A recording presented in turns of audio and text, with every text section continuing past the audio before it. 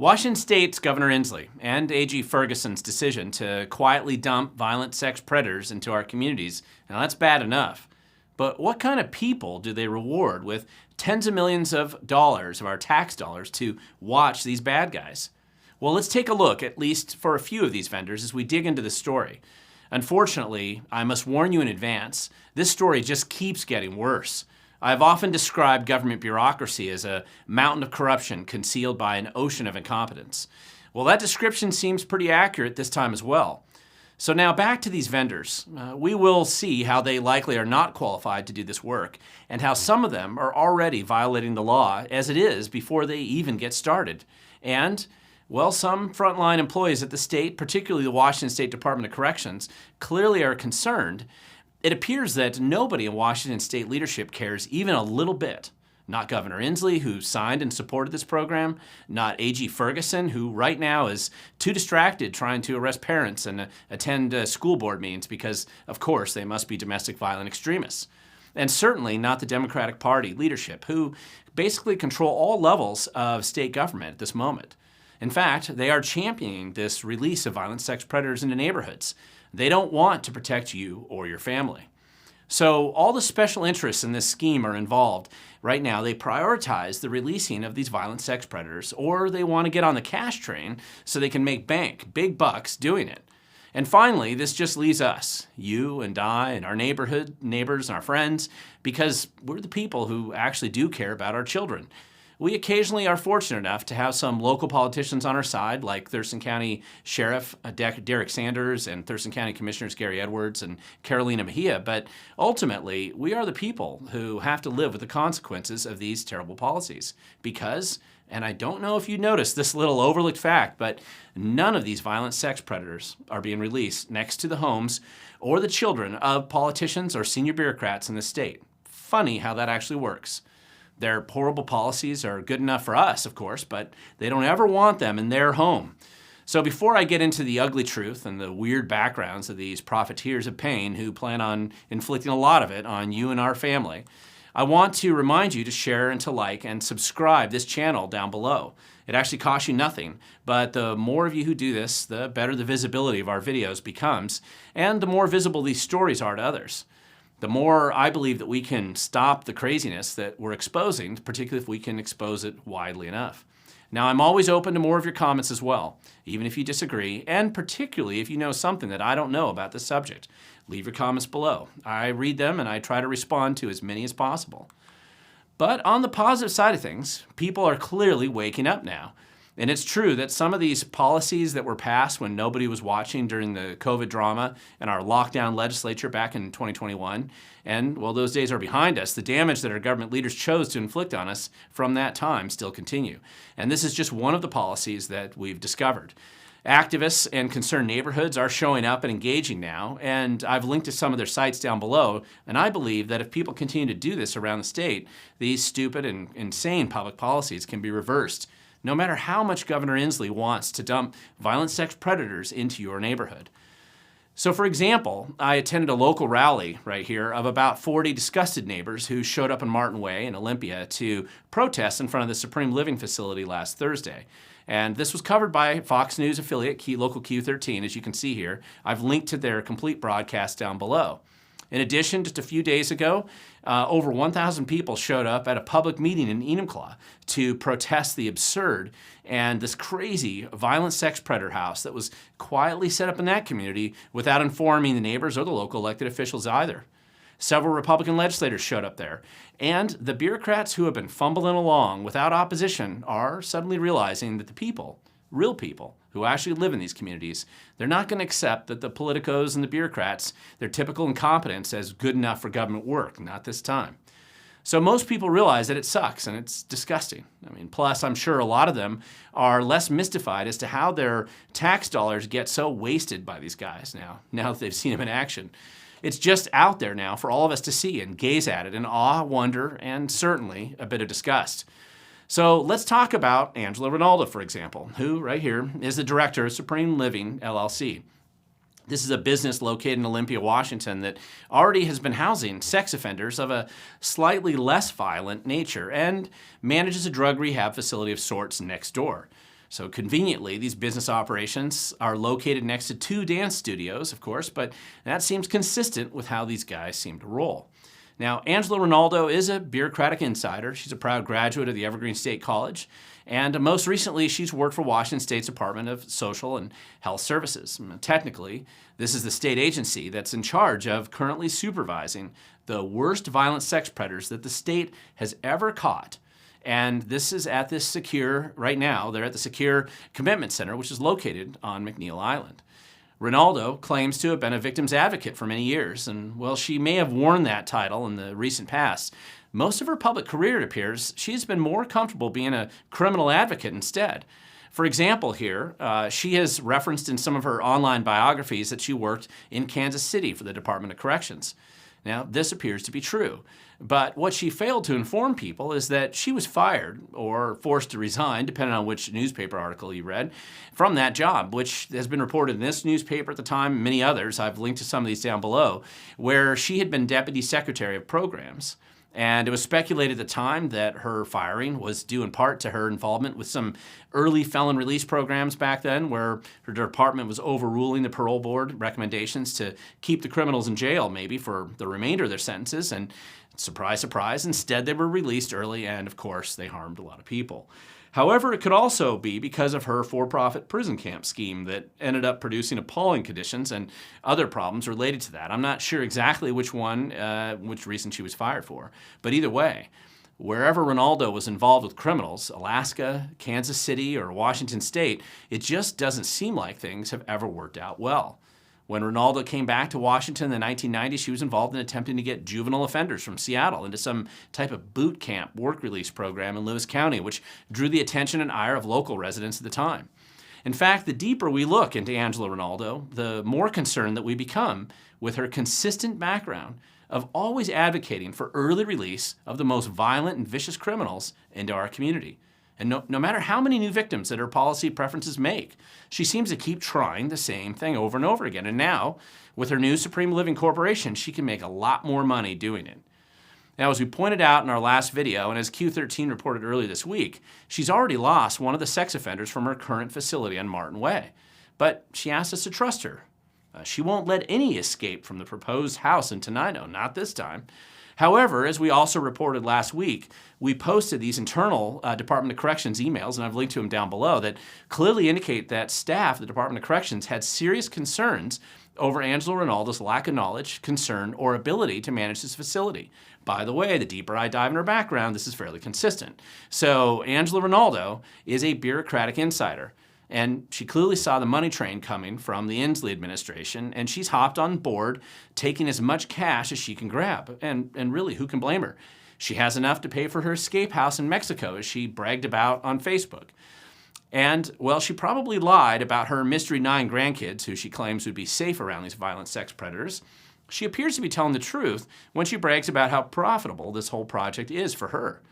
So when reviewing her contract with the state, even a group of former bureaucrats can make bank when the state's going to pay you $35,000 a month to house these guys. I mean, who cares if you're making a few more victims along the way? Now, while Angela Rinaldo may be a train wreck in action as a vendor for the state, she's hardly the only bureaucratic insider to see dollar signs in this scheme. As was reported in some local news reports and live stream, and I've linked to the 2.5-hour meeting, there's actually another article as well down below, you can see the 1,000 or so people who showed up in Enumclaw to protest the violent sex predator release site, and they're not happy.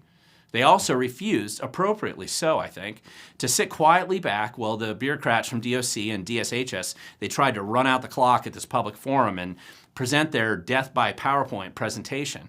Once the bureaucratic delay program got overruled and people actually had a chance to interact and ask questions, that is when the real story actually got out. In the Enumclaw facility, it was also run by another insider. And this time, it was the wife of the guy who he basically had a contract with the state to house violent sex predators. Well, he runs his full-time job of managing the lie detector tests for the same violent sex predators at the Special Commitment Center on McNeil Island.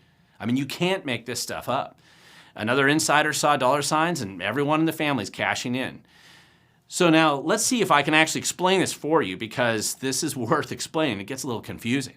The name of the person who actually signed the contract for the garden house, this Enumclaw site, is actually Joe Rockwell, whose husband happens to be Rick Minich, who conveniently happens to manage the Minich Polygraph company, which DSHS contracts with when they try to determine if a McNeil Island violent sex predator is safe enough to release and dump into places like Garden House. Hey, there's no conflict here, because DSHS is scrambling to claim that they had some type of agreement to prevent Minich from approving the release of violent sex predators into his own house for $35,000 a month.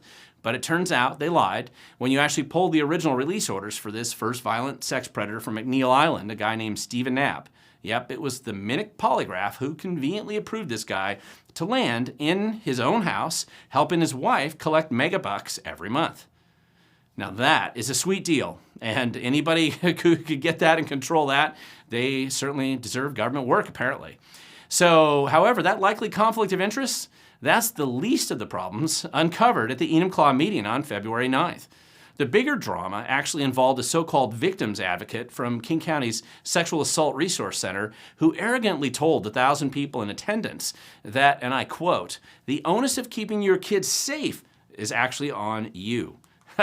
Well, she pointed out that to the whole audience, and by the way, that caused the meeting to melt down as the room obviously erupted in anger. I mean, the only reason anybody was there at the Wabash Church that day for this public meeting was because Governor Jay Inslee, AG Bob Ferguson, and their minions were dumping violent sex predators in their community, keeping a secret, creating conflict of interest contracts with insider deals, and then nobody seemed to care about the future victims they were creating. Now, to be fair, King County did later officially apologize for these tone-deaf and arrogant remarks, but you can't unhear the arrogance and the attitude that's on display at every level of this fiasco. Now, making matters worse, and yes, they actually do get even worse, it appears that nobody's really trying to ensure that these for-profit outsourced violent sex predator release sites are even following the law, even the nominal laws that they have to sign. And by the way, they call these places LRAs, which stand for less restrictive alternatives. So when they take these bad guys off the secure facility on McNeil Island and they dump them into neighborhoods next to families and bus stops and parks, that's clearly less restrictive for these guys. Now, I mean, to Inslee and Ferguson, I guess it makes sense. We don't want to restrict the access to these violent sex predators have to children and women who they can victimize again, right? I mean, what really could go wrong? Well, one thing that seems to be going wrong is nobody can follow the pathetic rules they already impose in these places. In Enumclaw, one of the conditions of the violent sex predator that they already located there from McNeil Island, he's already there, as we said, a fellow called Stephen Knapp again, who likes to molest children and sometimes assault women. One of these conditions was that he not be allowed to interact with other criminals, which is a reasonable restriction, one would think. However, it appears that the couple running this house, the couple I already discussed, have a son who's a convicted criminal himself, and he apparently comes over to do work on the house with Knapp. Now, the parents say, hey, our son was just charged for rape, but he was only convicted of domestic violence and fourth-degree assault, so that's okay, I guess. I mean, it was also pointed out that they're not supposed to locate these violent sex predator homes near bus stops, but the Enumclaw home is actually near a bus stop. And the DSHS people at this meeting just said, hey, that's our bad. We missed that one. So listen, just in case you think we're picking on Angela Rinaldo or the Minich Rockwell husband-wife garden house fiasco in Enumclaw, every place we find, the story just keeps getting worse. I noticed another one of these sites in King County, actually located just off Spokane Street, right here. It claims to only have 6 beds. But you can see over 13 registered sex offenders are located there.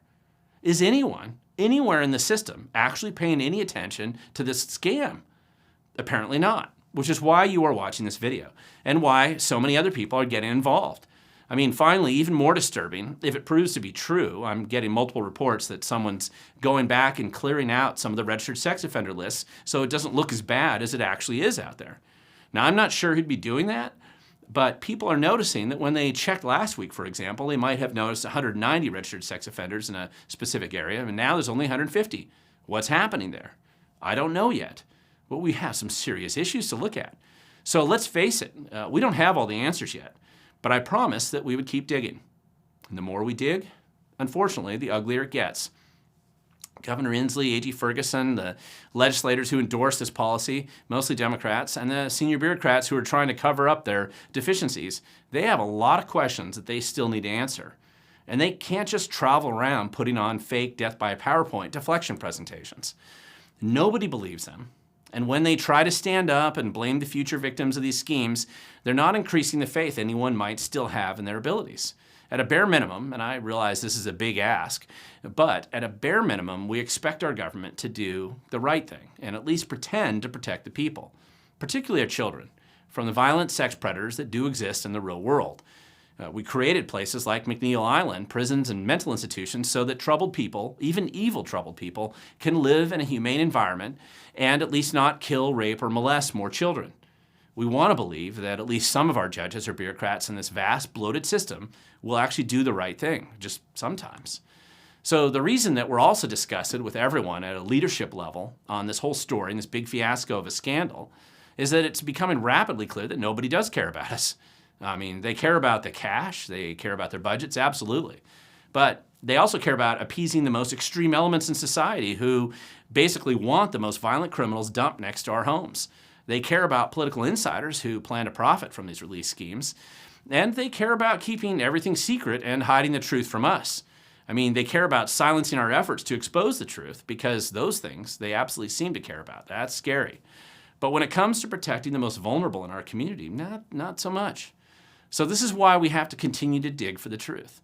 This is why we have to keep making contacts inside these agencies where good people do work, and we have to expose the corruption and the dishonesty of their leadership. And this is why we must demand that our political leaders in Olympia stop squandering our tax dollars on their silly, pathetic wokester dramas like trying to pretend everyone who disagrees with you is a violent domestic terrorist, or trying to find ways to make sure people can't defend themselves from the all-too-real violent sex predators that Inslee and Ferguson are releasing on us now. And the problems that we have uncovered, they start there. They start in Olympia. And ultimately, they can be fixed there as well. Now, on this subject, hundreds and likely thousands of us are starting to show up. The politicians and the bureaucrats, they're noticing. Even some traditional media, they seem to be noticing as well. They probably want to ignore us, but they can't do that when there's so many of us that are involved. So we have to stay engaged. Now's the time. Make your disgust with their policies well known. In the end, I believe that we can change it, and I believe that we will. And meanwhile, we will continue to expose the truth. So thank you so much for watching. More is coming soon. The future absolutely starts now, and the future belongs to those who show up.